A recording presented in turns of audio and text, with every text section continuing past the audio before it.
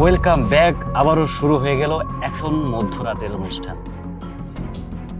ঘরের আলো নিভিয়ে কানে হেডফোন লাগিয়ে প্রস্তুত হয়ে যান, কারণ এখন শুরু হতে যাচ্ছে এক অন্য জগতের ঘটনা।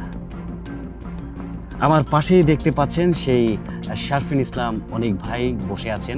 আজকেও আপনাদেরকে এমন কিছু নতুন নতুন ভৌতিক ঘটনা আপনাদের সাথে শেয়ার করবে, যা শুনে আপনাদের গা শিউরে উঠবে। তো আর কথা না বাড়িয়ে সরাসরি চলে যাব আমাদের অনিক ভাইয়ের কাছে, আমাদের এই এপিসোডের মূল অনুষ্ঠানে। তো অনিক ভাই, প্লিজ আপনি আপনার পরিচয়টা দিয়ে আপনি ঘটনা শুরু করুন প্লিজ। ধন্যবাদ শিশির ভাই। আমি শারফিন ইসলাম অনিক। এখন মধ্যরাতের অনুষ্ঠানে আমাকে আমন্ত্রণ জানানোর জন্য অনেক অনেক ধন্যবাদ। আমাদের দৈনন্দিন জীবনে চলার পথে আমাদের সাথে এমন কিছু ঘটনা ঘটে যায়, যে ঘটনাগুলোর ব্যাখ্যা আমরা কখনো আসলে দিতে পারি না বা খুঁজেও পাই না। তো ঠিক এমনই একটি ঘটনা আমার খুব কাছের একজন বন্ধু আমার সাথে শেয়ার করেছেন। ও ঘটনাটা শুনেছিল হচ্ছে ওর গ্রামের বাড়িতে ওর একজন নানা আছেন, ওর নানার মুখ থেকে আর কি ওর ঘটনাটি শোনা। তো যেভাবে আমাকে ঘটনাটা বলছে, আমি সেভাবেই ঘটনাটা বলবো আপনাদেরকে। তো ঘটনাটি হচ্ছে মানে জিন সম্পর্কিত আর কি। জিন আমরা মোটামুটি সবাই কিন্তু বিশ্বাস করি যে জিন আছে। হ্যাঁ, এই ব্যাপারটা কিন্তু আমরা সবাই বিশ্বাস করি যে জিন কিন্তু আছে। আচ্ছা, যাই হোক, তো ওদের যে গ্রামটা, ওই গ্রামটা হচ্ছে আপনার খুবই অজপাড়াগা। মানে ওই গ্রামে জনবসতি খুবই কম। আর ঘটনাটা যেহেতু বেশ অনেক বছর আগের, ওই সময়ে জনবসতি খুব তেমন একটা ছিল না আর কি। আর একদম অজপাড়া গা যেহেতু, সেখানে মানে এখন আমাদের এই জেনারেশনটা যেমন তেমন কিন্তু ছিল না। না। তো তাদের ওই গ্রামে একজন হুজুর ছিলেন। হুজুরটি ছিলেন খুব কামেল, খুব জানেওয়ালা একজন লোক। মানে ঝাড়ফুঁক, যেটাকে আমরা অনেক সময় শুনে থাকি আর কি, যে ঝাড়ফুঁক দেয়া হয়, এরকম আমরা কিন্তু শুনে থাকি অনেক সময়।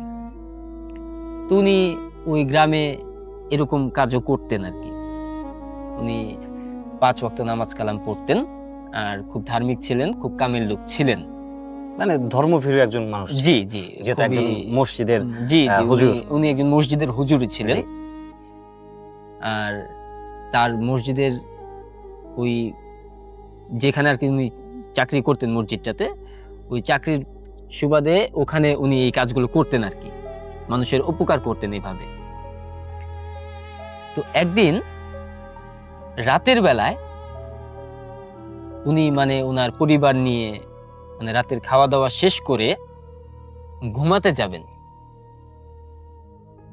ঠিক রাত তখন আনুমানিক 11টা থেকে 11:30 বাজে এরকম। তো যেহেতু অনেক অজপাড়া গা, রাত 11টা থেকে 11:30 মানে অনেক রাত। ওখানে খুব নিশ্চুপ। তো সে যখন প্রস্তুতি নিচ্ছিলেন ঘুমানোর জন্য খাওয়া দাওয়া শেষ করে, হঠাৎ করেই তার দরজায় কেউ কড়া নাড়ে। তখন হুজুর চিন্তা করলো যে এত রাতে কে আসছে, এত রাতে তো আমার ওখানে কেউ আসার কথা না। তো উনি কিছু সময় এই চিন্তাটা করে আপনার দরজাটা খোলে। দরজাটা খোলার পর উনি যা দেখতে পায় আর কি, সেটা দেখার জন্য উনি প্রস্তুত ছিলেন না।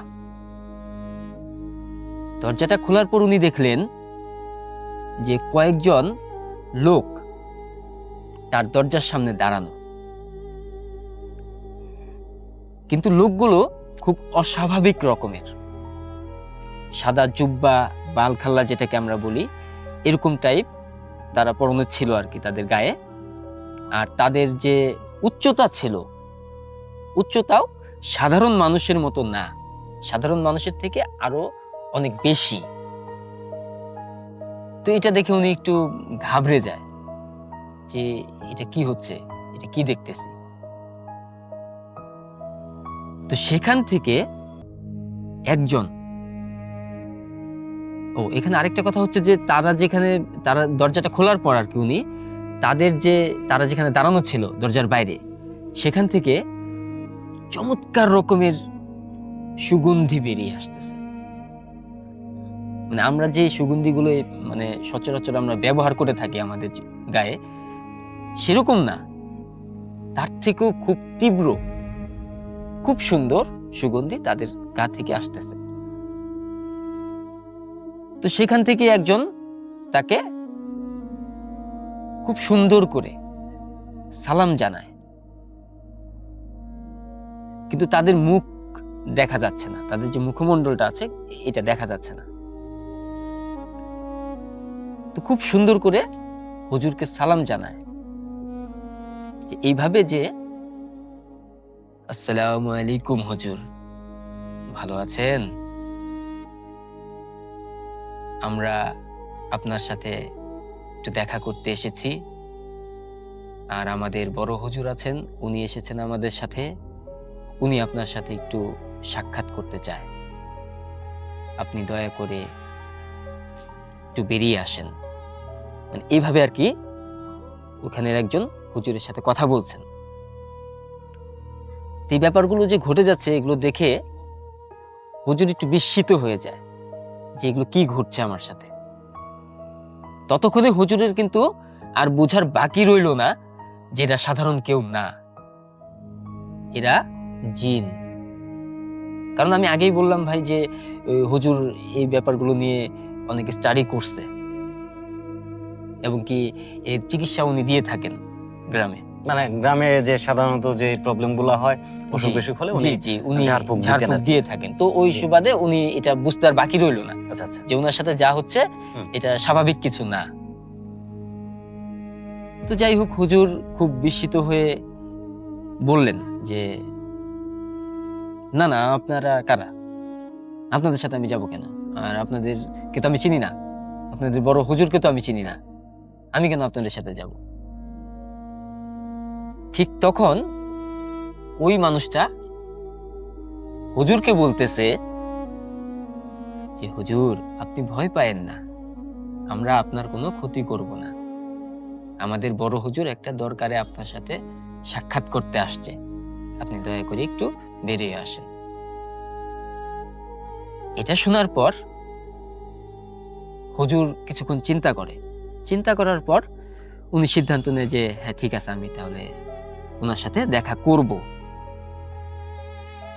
এই কথাটা চিন্তা করে হুজুর তার বউকে বলে যে তুমি ঘরে থাকো, আমি এখন একটু আসতেছি বাইরে থেকে। জি। এই কথা বলে হুজুর ঘর থেকে বেরিয়ে যায়। বেরিয়ে গিয়ে উঠান পর্যন্ত যায়। উঠানে যাওয়ার পর হয় কি, যেটা দেখতে পায় যে উঠানে খুব বড় একটা পালকি দাঁড় করানো। পালকি কিন্তু আমরা সচরাচর মোটামুটি সবাই চিনি ভাই, কিন্তু এই পালকিটা মানে সাধারণ কোনো পালকির সাথে মিলে না। যেমন আপনার আগের দিনের রাজা বাদশারা ওই রাজকীয় যে পালকিগুলো থাকতো সেরকম টাইপের পালকি, যেটা এই মানে এখন মানে ওইভাবে হয় না, দেখা যায় না। তো উনি এটা দেখার পর আরেকটু বিস্মিত হয়। তারপর যেটা ঘটে, পালকির বাইরেই এরকম টাইপের আরো কিছু মানুষ দাঁড়ানো। তাদের কিন্তু আবার হাইট যেটা বললাম আর কি, সবারই কিন্তু সেম হাইট, স্বাভাবিক উচ্চতা না, অস্বাভাবিক উচ্চতা। তো পালকির ভিতর থেকে ওই যে জিনের যে হুজুর, জিনদের বড় হুজুর যিনি আসছেন আর কি দেখা করতে, উনি হুজুরকে সুন্দর করে একটা সালাম জানায়, আসসালামু আলাইকুম হুজুর, কেমন আছেন? আমি আসছি আপনার সাথে একটা দরকার, এর জন্য আপনাকে আমার খুব প্রয়োজন। আমি আপনাকে খুব আগে থেকেই চিনি, আপনি খুব ভালো একজন মানুষ, আমি আপনার একজন ভক্ত। আমি আসছি আপনার সাথে একটা দরকার নিয়ে। এভাবে কথা বলতেছে আর কি ওই জিনের বাদশা। জি। তো হুজুর তখন বলতেছে আর কি, মানে সালাম নেওয়ার পর, যে আমার সাথে আপনার কিসের দরকার থাকতে পারে। হুজুরের মনে কিন্তু ভাই তখন হালকা হালকা ভয় কাজ করতেছে। যতই উনি সাহসী হোক, যে এরকম একটা ব্যাপার ওনার সাথে ঘটে যাচ্ছে, তো স্বাভাবিকভাবে উনি একটু ভয় পাইতেছে। কিন্তু উনি সেটা মানে নিজেকে বুঝাচ্ছে আর কি, যে না, ভয় পাইলে চলবে না। না, যেহেতু উনি একজন কামিল লোক ছিলেন, হ্যাঁ হ্যাঁ হ্যাঁ, জানেওয়ালা লোক ছিলেন, অনেক কিছু এসব সম্বন্ধে তার মানে অভিজ্ঞতা আছে। যে ভয় পাইলে চলবে না, হ্যাঁ। কি হয় এটা দেখি আমি। তো হুজুর বলতেছে যে ঠিক আছে, বলেন আপনার আমার সাথে কি দরকার, এটা আপনি আমাকে বলেন, কেন আসছেন। তো হুজুরের কথা শুনে ওই জিনের যে বড় হুজুর, উনি বলতেছে, হুজুর, আমার একটা মেয়ে আছে, ও এখন বিয়ের উপযুক্ত এবং ওর বিয়ে আমি ঠিক করছি। তো আমি আগের থেকেই জানি যে আপনি অনেক ভালো একজন মানুষ, অনেক কামেলদার, অনেক ধর্মপ্রিয় একজন মানুষ, খুব ভালো। তাই আমি চাই আমার মেয়ের বিয়ে আপনি সম্পন্ন করবেন। এই আবদারটুকু দিয়ে আমি আপনার কাছে আসছি হুজুর। জিনের বড় হুজুর বলতেছে আর কি। তো এই কথা শোনার পর এই হুজুর বলতেছে, না না, এটা কি বলতেছেন আপনি, এটা কিভাবে সম্ভব? আমি হলাম মানুষ, আপনি হলেন জিন। আপনাদের জিনের মধ্যেই তো এরকম বিয়ে পড়ানোর আছে মানুষ, জিন আছে। তা আমি কেন, আমাকে কেন এর মধ্যে আপনি জড়াইতেছেন? এটা আর কি উনি বলতেছে। জি।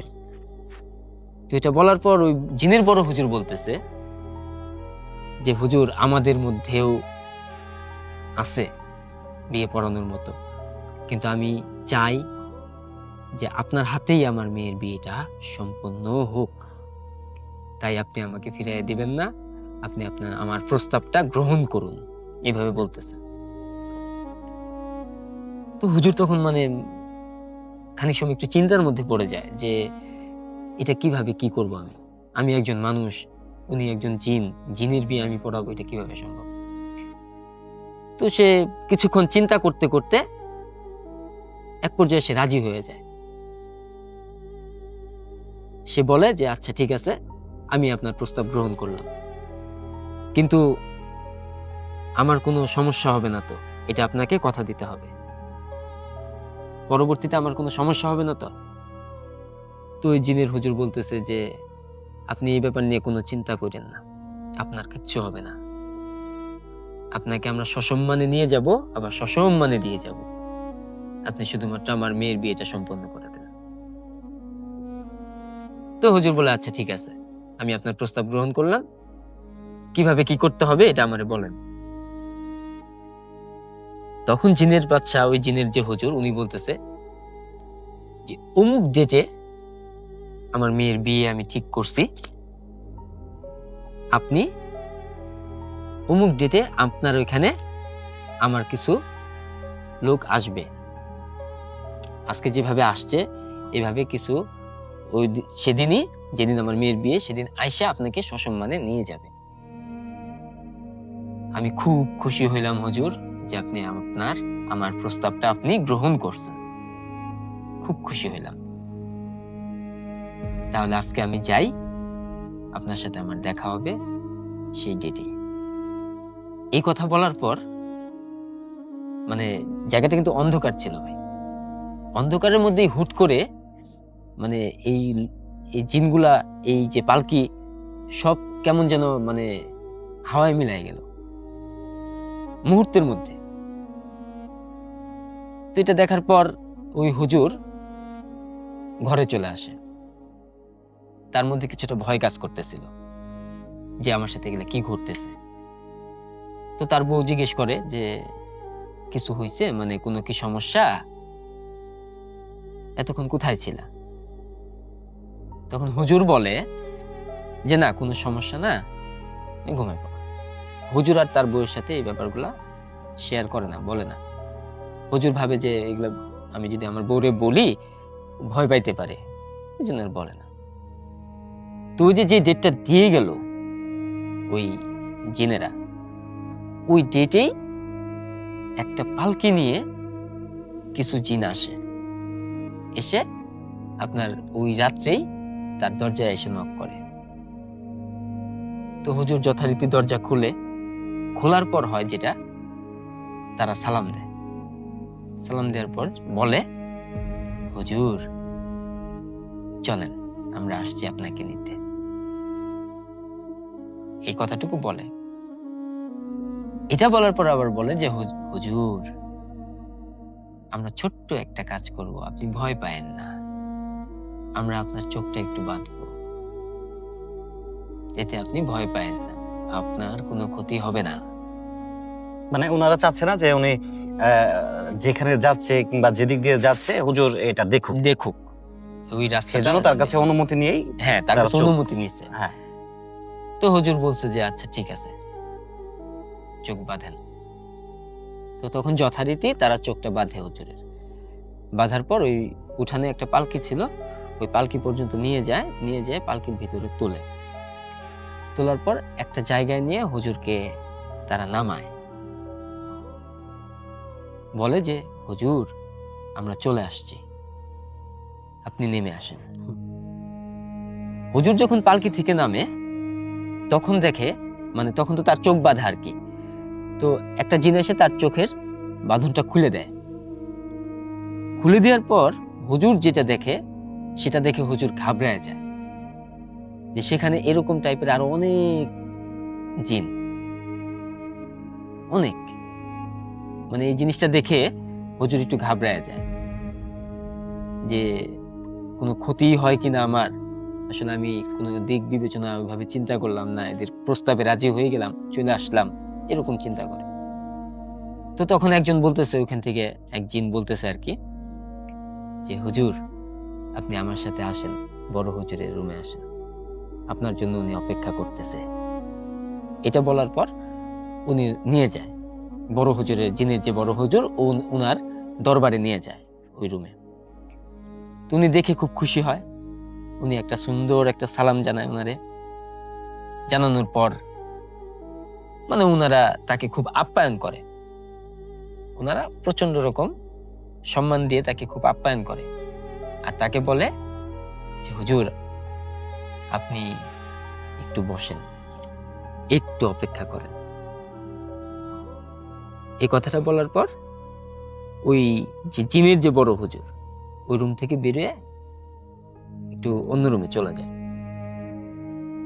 এদিকে আপনার ওই মেয়ের যে জিনের মেয়ের যে বিয়ে, যার সাথে বিয়ে, ওই জিনের যে মানে আমরা যেটাকে আর কি আমাদের ভাষায় বলি বরযাত্রী, আমরা যেটা বলি আর কি, ওরা চলে আসছে ওখানে। ওরা আসার পর এই ব্যাপারটা জানতে পারছে যে বিয়েটা একটা মানুষ পড়াবে, তো সেটা তারা মানতে পারতেছে না। সেখানে এরকম ভাবে কথা উঠছে যে না, আমাদের বিয়ে কেন মানুষ পড়াবে, মানুষ বিয়ে পড়ালে এই বিয়ে আমরা মানবো না, এই বিয়ে আমরা করাবো না, এই বিয়ে আমরা চাই না, এরকম টাইপ একটা কথাবার্তা, উত্তেজনা পূর্বক একটা কথাবার্তা আর কি, উত্তেজনা খুবই। তো এই যে আমাদের মানুষ যে আমাদের হুজুরটা যেটাকে নিয়ে গেছে আর কি, সে আবার মানে সব শুনতে পাইতেছে পাশেই আর কি, পাশের রুমে। তো তখন ওই বড় যে জিনের যে বড় হুজুর, উনি উনাদেরকে বলতেছে আর কি, ওই যে ওই বরযাত্রীকে জিনের, যে তোমরা গন্ডগোল করো না, আমি সিদ্ধান্ত নিছি আমার মেয়ের বিয়ে এই হুজুরই পড়াবে, তো তোমরা এটা নিয়ে গন্ডগোল করো না। তো ভাই যে এইভাবে কথা হইতে হইতে ওদের মধ্যে এক কথা দুই কথায় ওনারা মানে বলেই ফেলে, এই যে জিনে যে যারা যে জিনের বিয়ে করতে আসছে, যে না আমরা বিয়ে এটা করাবো না। জিন জিন জাতির বিয়ে মানুষ জাতি পড়াইতে পারবে না, মানে খুব উত্তেজনা। তো ওই মুহূর্তে মানে আমাদের এই যে হুজুরটা আছে আর কি, মানুষ হুজুরটা, উনি খুব রাগান্বিত হয়ে যায়। উনি রাগান্বিত হওয়ার পরে উনি মানে ওইখানে চলে যায়, ওই ওই রুমটাতে চলে যাওয়ার পর উনি মানে সবার সামনেই মানে উনি রাগটাকে আর কন্ট্রোল করতে না পেরে, ভয় ডর আর বিবেচনা না করে রাগের মাথায় রাগ কন্ট্রোল করতে না পেরে উনি বলে ফেলে যে আমাকে দিয়ে যদি আপনারা বিয়ে না পড়াবেন তাহলে আমাকে অপমান করার জন্য এখানে নিয়ে আসছেন। আমি কি জোর করে আসছি আপনাদের এখানে? আমাকে কেন আইনে অপমান করতেছেন? এই কথাটাই আমাদের হুজুর বলে আর কি। এটা বলার পর এই যে এই ঘটনাগুলো যে ঘটতেছে, জিনের মেয়েও আবার ওই পাশের রুম থেকে শুনতেছে। ঠিক। জিনের মেয়ে পাশের রুম থেকে আপনার শুনতেছে এই সমস্ত ঘটনাগুলো। তো এই আমাদের হুজুর যখন এই কথাগুলো বলতেছে, তখন জিনের বড় হুজুর বলতেছে হুজুর, তখন জিনের যে বড় হুজুরটা, ওনারও একটু রাগ, ওনারও তখন রাগান্বিত কণ্ঠ, হুজুর আপনি এখান থেকে চলে যান, আপনি আপনার জায়গায় গিয়ে বসেন, প্রয়োজন হলে আমি আপনাকে ডাকবো, আপনি এখানে কথা বললেন না, যা বলার আমি বলবো, আপনি দয়া করে চলে যান ওখানে, রাগান্বিত কণ্ঠে আর কি বলল। তখন ওই হুজুর আরো রেগে যায় যে না, আপনি যদি আমাকে অপমানই করবেন তাহলে এখানে নিয়ে আসছেন কেন? আমি তো আপনার এখানে আসি নাই, আপনি গেছেন আমার এখানে, আপনি কেন আমাকে এভাবে অপমান করতেছেন? তো এক কথা দুই কথায় আপনার ওই হুজুর আবার যায় বসে, ওই জিনের হুজুরের কথা শুনে উনি যায় বসে। এদিক দিয়ে হয় কি, আপনার জিনের যে মেয়েটা ছিল, যার বিয়ে, উনি মানে খুব কষ্ট পায় যে বিয়েটা হবেই না, এরকম একটা পরিস্থিতিতে চলে গেছে। তো পরবর্তীতে ওই সময়েই আবার ওই জিনের বাদশা, ওই হুজুরটা এই হুজুরের কাছে আসে। আসার পর বলতেছে খুব রাগান্বিত কণ্ঠে আর কি, যে দেখেন হুজুর, আমি আপনাকে অপমান করার জন্য এখানে নিয়ে আসিনি। আপনাকে কে বলছিল এখানে যে কথা বলার জন্য? আমি তো কথা বলতেছি, আপনার তো কোনো দরকার ছিল না ওইখানে যায় কথা বলা। আপনি কেন গেলেন? আমি কি আপনাকে ডাকছিলাম ওইখানে? আপনি এখানে বসে থাকতেন। তখন এই হুজুর বলতেছে যে আমি যাব না, আপনি যা শুরু করছেন এটা তো আমার অপমান হইতেছে। আমার যদি বিয়ে পড়াবে না তাহলে আপনারা কেন নিয়ে আসছেন আমার? উনি আবার ওই কথাটাই বলতেছে। এই কথাটা বলার পর উনি আবার এটা বলতেছে যে আমি এখানে থাকবো না, আমি এই বিয়ে পড়াবো না, আপনি আমাকে যাওয়ার ব্যবস্থা করে দেন, এই কথাটা বলতেছে। এর মধ্যে হয় কি ভাই, জিনের যে মেয়েটা সুইসাইড করে বসে এই কষ্টের জন্য। ও মাই গড, জিনও সুসাইড করে? হ্যাঁ, মানে উনি সুইসাইড করে বসে। জি। মানে ততক্ষণে বিয়েটা ভেঙে গেছে, ওরা চলে গেছে, যারা বিয়ে করতে আসলে মানে বিয়েটা মেয়েটা সুসাইড করলো এই কারণে, বিয়েটা ভাঙার কারণে? বিয়েটা ভেঙে গেল এর জন্য, এই কষ্টে মেয়েটা সুইসাইড করলো। তো এদিক দিয়ে আবার হয় কি, ওই জিনের বাদশা, ওই যে আমাদের হুজুরটা, ওনারা আবার দিয়ে যায় ওনার অন্যান্য জিন দিয়ে, বাসা পর্যন্ত ওনার পর্যন্ত দিয়ে যায়। কিন্তু সে খুব মানে রাগান্বিত থাকে, এবং কি সে খুব কষ্টও পায় যে তার মেয়েটা মারা গেল। এই দায়ভারটা আবার এসে ফেলায় আমাদের এই হুজুরটার উপরে, যে হুজুরটারে নিয়ে গেছিল, যে তার জন্য এই বিয়েটা ভাঙছে। সে যদি ওখানে জায়গায় এরকমটা না করতো, কথা না বলতো, তাহলে বিয়েটা হয়তো বা ভাঙতো। তার এরকমটা মনে হয়, আর বিয়েটা না ভাঙলে তার মেয়েটাও মরতো না, এরকম। তা আমাদের এই হুজুরের কিন্তু আবার একটা ছেলে আছে, আমাদের এই হুজুরটার আবার একটা ছেলে আছে। তো ওইখান থেকে আসার পর এই হুজুরের সাথে কিছু কিছু ঘটনা শুরু হয়, অস্বাভাবিক কিছু ঘটনা শুরু। এই ঘটনাগুলো যখন শুরু হয়, তখন এই হুজুর বুঝতে পারে যে মনে হয় ওই যে জিন, ওই আমার সাথে এরকম করতেছে। তো এইভাবে চলতে থাকে ভাই কিছু। চলার পর হঠাৎ করেই এই হুজুরের ছেলেটা একদিন মারা যায়। মৃত্যুটা স্বাভাবিক ছিল না, হুজুরটা বুঝতে পারে মানুষের যেমন স্বাভাবিক মৃত্যু থাকে সেই মৃত্যু না, একটু অস্বাভাবিক মৃত্যু। তখন আর এই হুজুরের বুঝতে বাকি থাকে না যে আমার এই ছেলের মৃত্যুর জন্য ওই জিন দায়ী।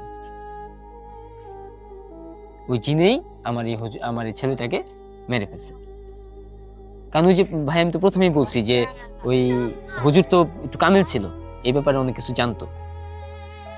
তো সে অনেক কিছু করে সেই জিনটারে মানে হাজির করে, তার সামনে হাজির করে।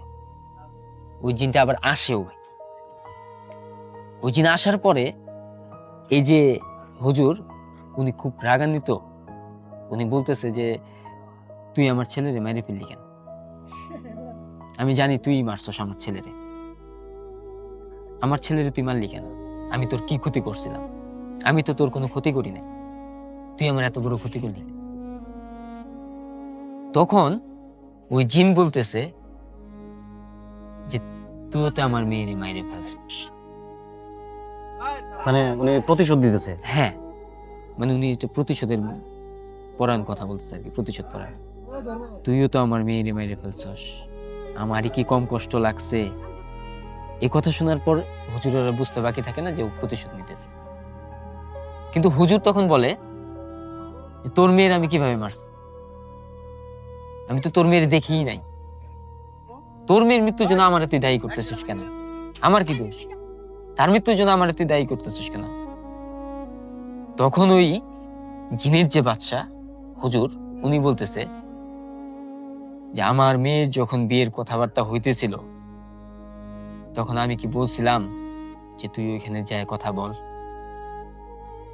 তুই ওখানে যায় এই কথাগুলা বলছস দেখে ওরা আমার মেয়ের বিয়ে ভেঙে দিছে।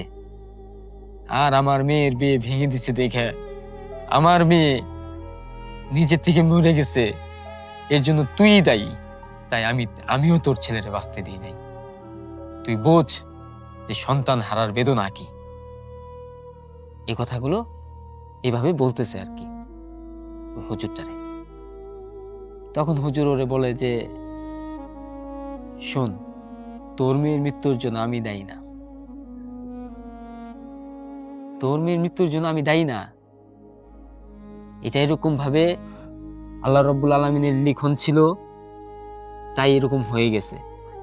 তুই ওর জন্য আমারে দায়ী করে আজকে আমার কোলটাও খালি করে দিলি। তুই কি কাজটা ঠিক করলি?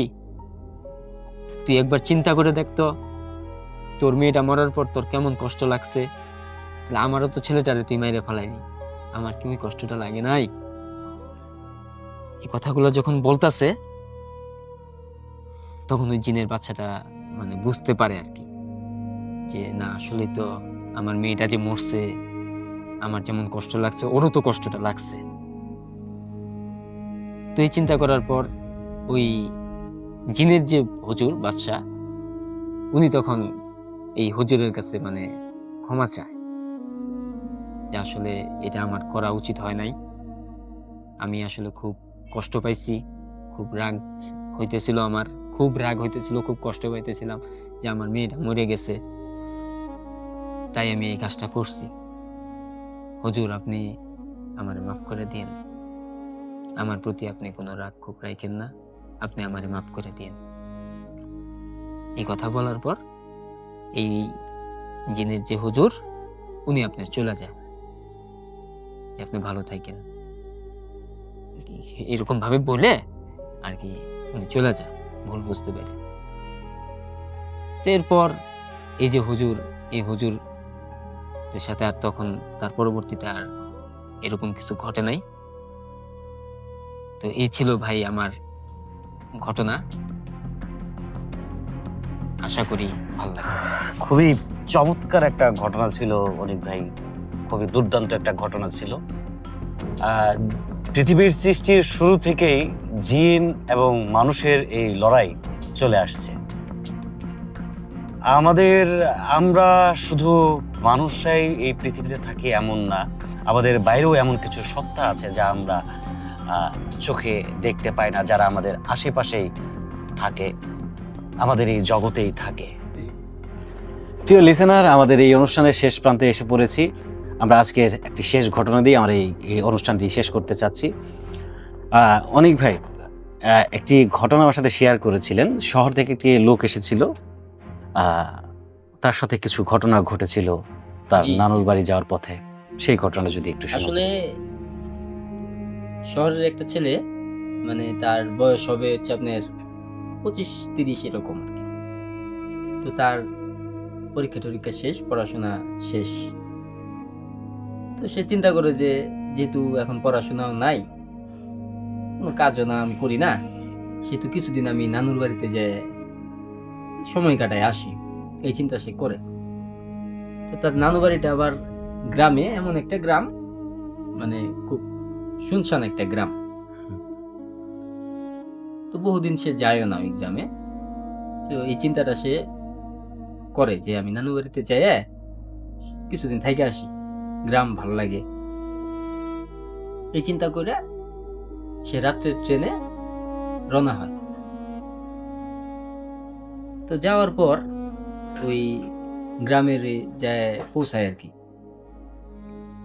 যাওয়ার ওই গ্রামে যখন যায়, ওই গ্রাম আবার ওই গ্রাম থেকে ওই যে যেখানে যায় আর কি নামছে আর কি, ওখান থেকে একটা নদী পার হয়ে তারপর তার নানু বাড়িতে যাইতে হয়। তো এরই মধ্যে আপনার যখন ওখানে গেছে, রাত্রেই গেছে আর কি, রাত হয়ে গেছে। আবার গুড়ি গুড়ি বৃষ্টি, ঝড় তুফান হয়েছে, গুড়ি গুড়ি বৃষ্টি পড়তেছে। তো এই বৃষ্টির মধ্যেই সে ওই নদীর ঘাটে যায় দাঁড়ায় নৌকার জন্য। কেউ নাই, একদম শুনশান, কোনো মানুষজন নাই, কোনো নৌকাও নাই। তো সে তখন চিন্তা করে যে রাত হয়ে গেছে, আর কেমনে যাই, এখন একটা নৌকা পাইলে কত ভালো হইতো, নৌকা পাওয়া যাবো, ঝড় বৃষ্টির রাত। এই কথা চিন্তা করতে করতে সে আপনার একটা নৌকার একটা আলো দেখে আর কি নদীর মধ্যে। তো ওটা দেখে সে চিন্তা করে যে এটা বোধহয় কোনো নৌকা। তখন সে ডাক দেয়, মাঝি ভাই, নৌকা এদিকে আনেন। তো এটা একটা নৌকাই ছিল। তুই মাঝি পারে ভিড়ায় নৌকা। ভিড়ানোর পরে যেটা হয়, মাঝি বলতেছে, আপনি কই যাবেন এত রাইতে, কই থেকে আইছেন? তো ছেলেটা বলে যে আমি আসলে শহরে থাকি, তো আমি আমার নানু বাড়ি বেড়াইতে যাবো, এই নদী পার হয়ে যাইতে হবো, তো আমার আস্তে আস্তে একটু রাত হয়ে গেছে, ট্রেনে তো নৌকা টোকা পাইতেছি না, আপনারা যেহেতু পাইলাম আমার খুব ভালো হইলো, আপনি আমার একটু নদীটা পার করে দেন। তো ওই মাঝি প্রথমে রাজি হয় না, যে এমনিতেই রাত হয়ে গেছে, ঝড় তুফানের রাত, গুড়ি গুড়ি বৃষ্টিও পড়তেছে। উনি প্রথমে না করে যে না ভাই আমি যাব না। তো ছেলেটা অনুরোধ করে যে ভাই আমি একা একটা মানুষ, দেখতেছেন এই গ্রামের মধ্যে এরকম শুনশান একটা জায়গার মধ্যে আমি ঝড় কই যাবো? তুফান চলতেছে। একটা ঝড় তুফান চলতেছে, বৃষ্টি হইতেছে, আমি কই যাবো কন? তো দয়া করে আমার নিয়ে যান ভাই। তো মাঝিটার একটু দয়া হয় যে না আসলে তো কই যাবো না, আচ্ছা ঠিক আছে ভাই আসেন। তো নৌকায় ওঠার পর আপনার যাইতেছে যাইতেছে, তো ওই মুহূর্তে আবারও হালকা ঝড় তুফান শুরু হয়। যখন ঝড় তুফান আবার শুরু হয়, তখন নদীর পানির স্রোত তো বাইরে যায়, ঢেউ হইতেছে, হ্যাঁ নৌকা চালাইতে ওনার একটু প্রবলেম হইতেছে, কষ্ট হইতেছে। তখন উনি বলতেছে যে এইভাবে তো নৌকা চালায় সামনের দিকে যাওয়াটা বিপদ, আপনি এক কাজ করেন, নৌকাটা আমি ওই সামনে একটা জায়গায় দাঁড় করাই, ওইখানে দুজনে নাইমে আগে ঝড় তুফান যাক, তারপরে যাবো। এই কথাটা বলে মাঝি তারে। তো এই কথাটা বলার পর তারা সামনে যায়, একটা শুনশান একটা জঙ্গল পায়, ঘাট না কিন্তু একটা জঙ্গল। ওই জঙ্গলের ওখানে যে নৌকাটা দাঁড় করায় দুইজনে নৌকার মধ্যে বসে থাকে। তো বেশ কিছুক্ষণ বসে থাকার পর অনেকক্ষণ ঝড় তুফান হয়, তারপর ঝড় তুফান থেমে যায়, কিন্তু মাঝি যাইতে অস্বীকৃতি জানাইতো, আরো রাত হয়ে গেছে। তখন মাঝি বলতেছে যে ভাই অনেক রাত হয়ে গেছে ভাই, আমার পক্ষে আমার ওদিকে যাওয়া সম্ভব না। তো ছেলেটা বলে, এটা কি কইতেছেন আপনি? আপনি না নিয়ে গেলে আমি কেমনে যাবো? এটা কই আমার ফালাইতে যাবেন আপনি? আমি চিনি না জানি না কিছু। তো মাঝে বলতেছে, না না, আপনি রাস্তায় দিক দিয়ে দেখেন, আপনি পাইলেও পাইতে পারেন রাস্তা, কিন্তু আমি ভাই ওইদিকে যাবো না, আপনি আমার মাফ করেন, আমি যাইতেছি গে। এই বলে মাঝি নৌকা নিয়ে জায়গা। ছেলেটা চিন্তা করতেছে, কি একটা বিপদের মধ্যে পড়লাম কত দেই, হ্যাঁ? আমি এই শুনশান জায়গার মধ্যে আমি কই যাবো? কোনো বাড়ি ঘরও নাই, কোনো দোকানপাটও নাই। এই কথা চিন্তা করে সে তার যে ব্যাগ ছিল কাঁধে, ওই ব্যাগটা নিয়ে আস্তে আস্তে আগাইতে থাকে। বেশ কিছু দূর যাওয়ার পরে সে দূর থেকে একটা মানে হারিকেন জ্বলতেছে, এরকম একটা হারিকেনের আলোর মতো একটা আলো দেখতে পায়। ছেলেটা চিন্তা করে, তাহলে এটা বোধহয় কোনো দোকানপাট বা বাড়ি ঘর হবো, আমি ওই যে আশ্রয় নিই একটুকু। যাই দেখি ওইটা একটা চায়ের দোকান, কিন্তু দোকানে কেউ নাই, শুধু চাওয়ালা ছাড়া কোনো কাস্টমার নাই। তো যাই ওই দোকানদারে বলতেছে যে, ভাই এ নাকি রাতটুকু থাকার মতো ব্যবস্থা করে দিতে পারবেন? আমি অনেক দূর থেকে আইছি, শহর থেকে। আমি আমার গ্রামের বাড়ি, নানু বাড়িতে যাবো, নদী পার হয়ে যাইতে হবো। তো এখন তো ঝড় তুফানের রাত, গুড়ি গুড়ি বৃষ্টিও পড়তেছে, আমি তো যাইতে পারতাছি না। তখন আপনার ওই দোকানদার বলতেছে, চাওয়ালা, যে না ভাই, এখানে আপনারা থাকবার দেন যাব না, এই জায়গাটা ভালো না, এই জায়গাটায় ডাকাতি হয়, বিভিন্ন ধরনের খারাপ কাজ হয়, এই জন্য আমাদের থানার দারোগা বাবু আমাদের নিষেধ করে থেকে গেছে যে বাইরের কোনো লোক আসলে যেন এনে রাত্রে থাকতে না দিই। তবে আপনার একটা কথা বলতে পারি, এন থেকে 2 কিলোমিটার হাইটে গেলে আপনি থানা পড়ে, আমাদের থানাটা হয়নি, আপনি ওই হাইটে 2 কিলোমিটার হাইটে যায় ওই থানায় যান, থানার বারান্দায় যায় রাতটা কাটবেন না, বুরুলে যাবেন না। তো ছেলেটা চুপ করে থাকে, চুপ করে সে চিন্তা করে যে এত রাত্রে এমনিতেই ভয় করতেছে, আবার শুনশান জায়গা, 2 কিলোমিটার রাস্তা হাইটে হাইটে থানার যেমন, না এটা ঠিক হবো না। তখন সে আবার বলে তার যে, ভাই এটা ব্যতীত কোনো জায়গা আছে এনে শুধুমাত্র রাতটুকু কাটানোর জন্য? বুড়ো হইলি আমি যাবো গা। তখন সে তারে বলে যে, একটা জায়গা আছে, এই এখান থেকে আপনার 50-60 গজ দূরেই নদীর পাড়ে একটা ছাউনি দেয়া একটা জায়গা আছে, ঘাটের মতো করা। ওই ঘাটের উপরে যায়, ওই ছাউনির নিচে যায় আপনি রাতটা কাটাইতে পারবেন, সকাল হলে যায় না। তখন ওই ছেলেটা তার ধন্যবাদ জানায় যে, ধন্যবাদ ভাই, এমন যে একটু উপকার করলেন, আমার খুব খুশি হইলাম, খুব উপকার করলেন ভাই, ঠিক আছে ভাই। তো যখন সে যাইতেছে তখন তারে আবার এই কথাটা বলে দেয় যে, যাইতেছেন যান, কিন্তু জায়গাটা যেহেতু ভালো না, সাবধানে থাকেন। ঠিক আছে ভাই, সমস্যা নেই, ওটা আল্লাহ আছে, সমস্যা নেই, কিচ্ছু হবো না। এই কথা বলে সে আস্তে আস্তে আগাইতে আগাইতে আগাইতে যায়, ওই ঘাটটা পায়। তারপর যায় দেখে যে খুব সুন্দর করে ছাউনি দেয়া একটা ঘাট, জায়গাটাও সুন্দর। তো সে খুব খুশি হয় যে, যাক ভালো একটা জায়গা পাইছি, এনে খালি বইসে না, শুয়ে ঘুমায় ওরা একটা কাটানো যাবো, এই চিন্তা করে সে ওইটার ভিতরে যায়, ওই ঘাটের ভিতরে যায়, ছাউনির ভিতরে যায়, ব্যাগটা রাইখে বসে বসে সারাদিনের চিন্তা ভাবনা করতে করতে তার চোখটা একটু লাইগা আসে। তখন সে তার ব্যাগটা তার বালিশ বানায় মাথার নিচে রাইখে সে একটু চোখটা বন্ধ করে কিছুক্ষণের জন্য, সারাদিনের একটা ক্লান্তি। এরই মধ্যে সে এই ঘুমের মধ্যে হঠাৎ করে শুনতে পায় তার তার খুব পরিচিত একটা কণ্ঠ তারে ডাক দিছে, ওগো তুমি আসছো। যে শোনার পর সে চোখটা খুলে, সে চোখটা খোলার পর সে চিন্তা করে যে, না, এরকম একটা জায়গায় কোন মেয়ে আমারে আবার এই ডাক দিব? কোনো মেয়ে আসতে তো এনে পারে না, অসম্ভব ব্যাপার। এনে একটা মানুষ নাই, জন নাই, কিছু নাই, শুনশান একটা জঙ্গল। এটা বোধহয় আমার হ্যালুসিনেশন, আমার মনের ভুল ধারণা। এই কথা চিন্তা করে সে আবার এই চোখটা বন্ধ করে ঘুমায়। কিছুক্ষণ পর সেই ডাকটা মনে হয় তার 5 থেকে 10 হাত দূরেই একটা মেয়ে দাঁড়ায়, তার এইভাবে ডাকতেছে আবার, কি গো তুমি আসছো, উঠো, দেখো আমি, এই যে আমি। তখন সে তড়ি ঘড়ি করে উঠে পড়ে, উঠে সে আশেপাশে তাকায় দেখে কিছু নাই, যেই সামনের দিকে তাকায় দেখে একটা মেয়ে, খুব সুন্দরী একটা মেয়ে তার দিকে ছলছল করে চায় আছে। তখন সে মানে ভয় পেয়ে যায়, তার গায়ের লোম টোম দাঁড়ায় যায়। এত রাত্রে মেয়ে আসলো কোথা থেকে? এই জায়গায় তো কারোর থাকার কথা না। এই কথা চিন্তা করার পর সে মেয়েটা তারা বলতেছে, তুমি কি ভয় পাইতেছ? আসো আমার কাছে, তোমার জন্য কতদিন ধরে আমি অপেক্ষা করতেছি। তখন এই ছেলেটা বলে ভয় ভয়ে, তুমি কে? তুমি আমাদের কিভাবে চেনো? আর তুমি এত রাত ট্রেনে কি করতেছো? মেয়েটা উত্তর দেয় যে আমি তোমার বউ, তুমি তোমার বউরে চিনতে পারতেছো না? তখন ছেলেটা আরো অবাক হয়েছে, আমি কি ভয় পাই? সে বলে যে এই আমি তো বিয়ে করিনি, আমি সবেমাত্র পড়াশোনা শেষ করলাম, তুমি আমার বউ হবা কোত্থেকে? তখন মেয়েটা বলতেছে, তুমি কি আমার উপর রাগ করে আছো?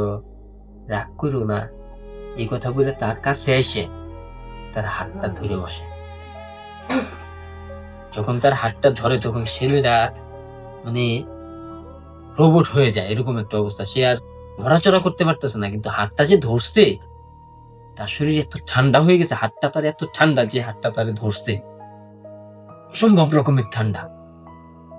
আর ছেলেটা নড়তে চড়তে পারতেছে না, মানে রোবটের মতো স্টিল হয়ে দাঁড়ায় পড়ছে, চাইলেও পারতেছে না।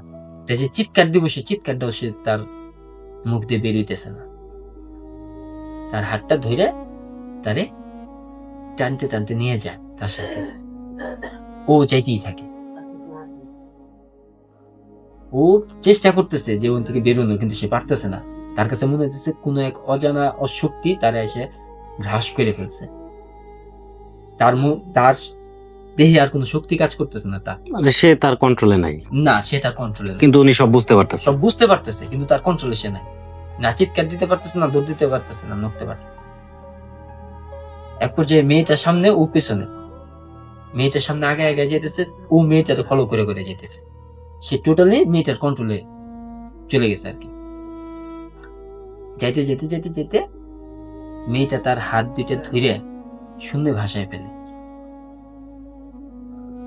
তখন ওই ছেলেটা বলছে, এই কি করতেছো তুমি? ছাড়ো আমারে, ছাড়ো ছাড়ো আমারে, ছেড়ে দাও, আমারে বাঁচতে দাও, আমার মাইরো না।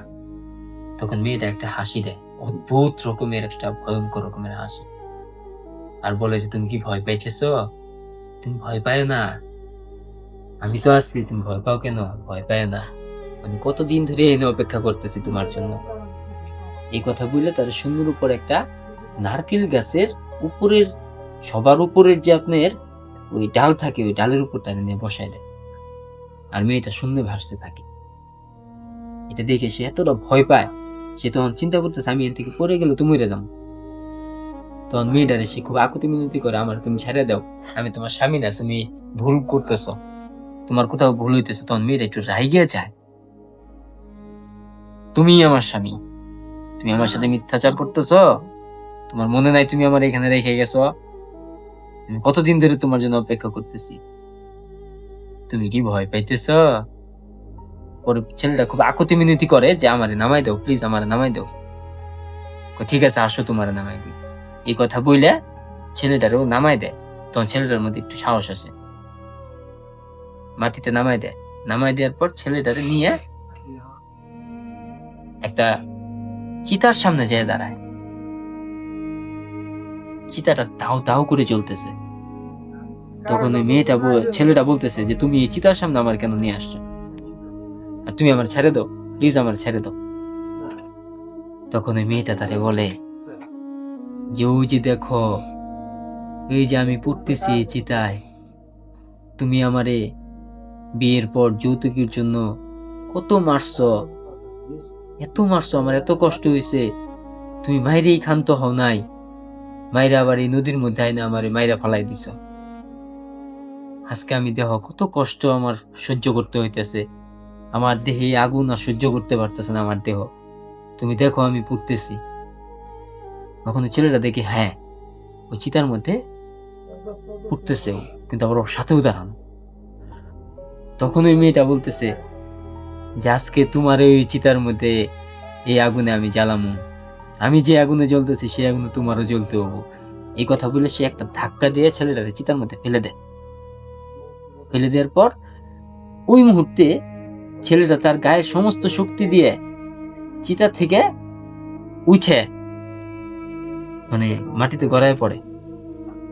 ওই তখন চিতাটা নিবু নিবু করে চলতেছিল, যে কারণে তার শরীরটা পুড়ে না। তখন নিবু নিবু করে জ্বলার কারণে চিতাটা আর ওর শরীরটা পুড়ে না, কিন্তু তার গায়ের শক্তি দিয়ে সে মাটিতে পড়ে যায়। পড়ে যাওয়ার পর সে ওই চিতা থেকে আপনার একটা লাঠি নেয়, জ্বলন্ত আগুনের লাঠি, মশাল যেটা বলে, এরকম মশাল বানায়। তখন তার মধ্যে আর শুধু ভয় কাজ করতেছে না ছেলেটার মধ্যে, তার মধ্যে তখন বাঁচার যে একটা ইচ্ছা সেটা জায়গায় উঠছে, যে আমার এর থেকে বাঁচতে হবে, পালাইতে হবে, এর থেকে আমার পালাইতে হবে, আমাকে বাঁচতে হবে। তখন সে ওই মশালটা হাতে নিয়ে সে বলে, এই তুই আমার ছেড়ে দে, না তোর আমি মেরে ফেলাম।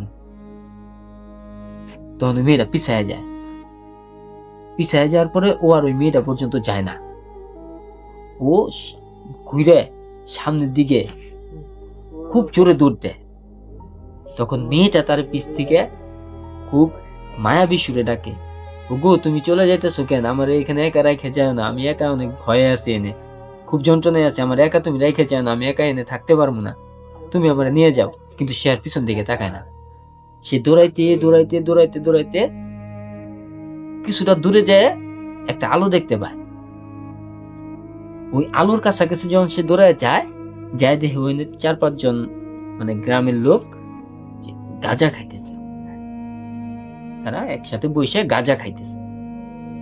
তো ওখানে যায় সে পড়ে যায়, তাদের পড়ে যাওয়ার পর তারা মানে পড়ে যায়, সে জ্ঞান হারায় ফেলছে ভয়ে। তখন তারা তার জ্ঞান ফিরায়, জ্ঞান ফিরানোর পর তারা জিজ্ঞেস করে, কি হয়েছে আপনার, আপনি কি, আপনার তো কখনো আগে দেখি নেই এনে, আর আপনি কই গেছিলেন এত রাত্রে, এরকম ভয় পাইছেন কেন?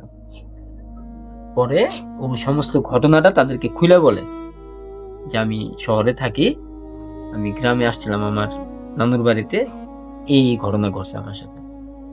তখন ওই থেকে একজন লোক বলে, যে আপনি ওখানে গেছেন কেন, ওই জায়গায় যায় বসতে কেন? ওই বেলায় তো, দিনের বেলায় তো কেউ যায় না ওই জায়গায়, ওটা তো শ্মশানের খুব খারাপ একটা জায়গা, ওটা তো শ্মশান ঘাটের জায়গা, ওই জায়গায় দিনের বেলাও কেউ যায় না ভাই। আর আপনি রাইতে যায় গেছেন ওখানে, খুব জোর বেঁচে গেছেন আপনি, আপনি তো মারিয়ে ফেলাইতো। তখন উনি রাতটুকু ওই তাদের সাথেই বসে কাটায় দেয়। ভোর হইলে ভোরবেলা সে এসে রওনা দিয়ে পরের ট্রেনে আমি শহর ব্যাক করে চলে আসি। এই ছিল আমার ঘটনা। খুবই চমৎকার ঘটনা ছিল অনেক ভাই। প্রিয় লিসেনার, আমাদের এই এখন মধ্যরাতের অনুষ্ঠানটি আমাদের এখন শেষ করতে হচ্ছে। আপনাদের কাছে একটা রিকোয়েস্ট থাকবে যে আপনাদের আজকের ঘটনাগুলোর মধ্যে কোন ঘটনাটা আপনাদের সব থেকে বেশি ভালো লেগেছে অবশ্যই কমেন্ট করে জানিয়ে দিবেন। আপনাদের প্রত্যেকটা কমেন্ট আমরা গুরুত্ব সহকারে দেখি। আপনাদের কোন ঘটনাটা বেশি ভালো লেগেছে সেটা জানাবেন অবশ্যই, আর ভালো না লাগলেও জানাবেন, কারণ আপনাদের ঘটনার উপর ভিত্তি করে আমরা আমাদের এপিসোডগুলো সাজিয়ে থাকি। আর হ্যাঁ, আরেকটি কথা, আপনার যদি মনে হয় আপনার জীবনের কিংবা আপনার আশেপাশে শোনা কোনো ঘটনা আমরা পড়ে শোনাই, তাহলে অবশ্যই আমাদের ভিডিও ডিসক্রিপশনে মেলে আপনারা আপনার ঘটনাটি লিখে মেল করতে পারেন। তো চলুন আর কথা বাড়াবো না, আজকে এখানেই শেষ করছি। সবাই ভালো থাকবেন, সুস্থ থাকবেন, আল্লাহ হাফেজ।